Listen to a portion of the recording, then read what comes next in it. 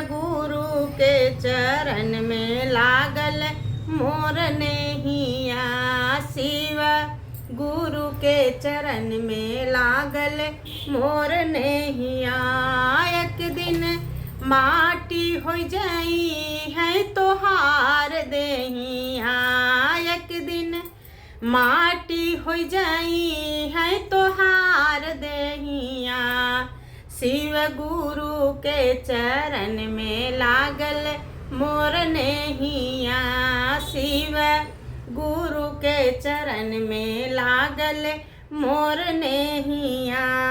माई के गर्भ में कारर, माई के गर्भ में करार कई के आईली हो। माई के गर्भ में करार कई के आईली। आई तई बहरिया तू माया में भुलाई गईले। आवतई बहरामा तू माया में भुलाई गईले। काहे भुलैला हो धर्म कई रहिया। काहे भुलैला हो धर्म के रहिया। शिव गुरु के चरण में लागल मोर नेहिया। शिव गुरु के चरण में लागल मोर नेहिया।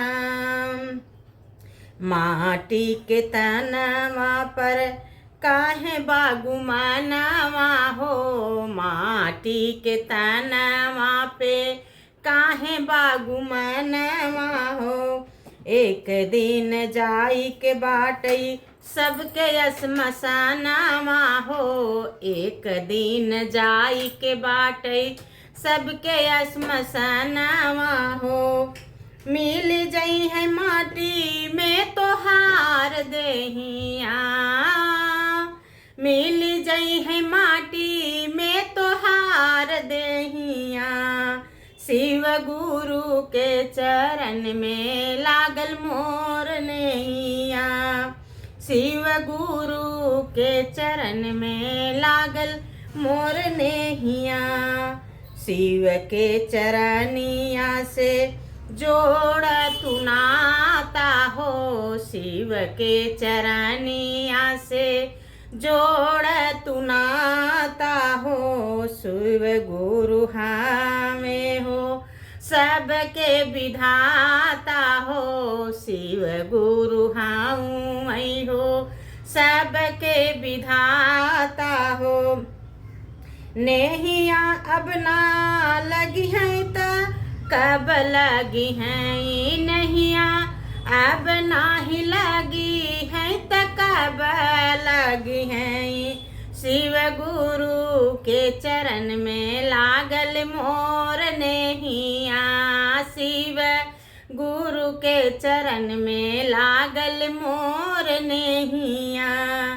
एक दिन माटी होई जई है तोहार देहिया। एक दिन माटी हो जाई है तोहार देहिया।